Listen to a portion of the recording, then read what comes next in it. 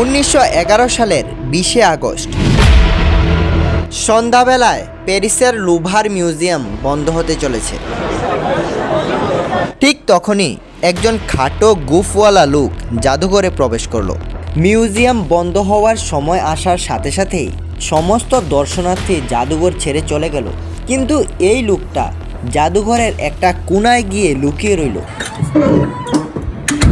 এবং সারা রাত সেখানেই লুকিয়ে থাকলো।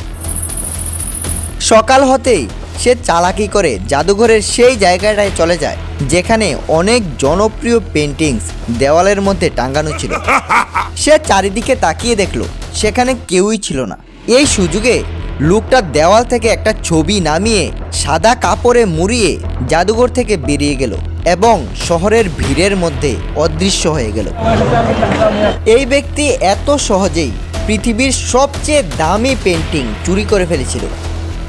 যে ছবিটি সে চুরি করেছিল তার নাম ছিল মোনালিসা।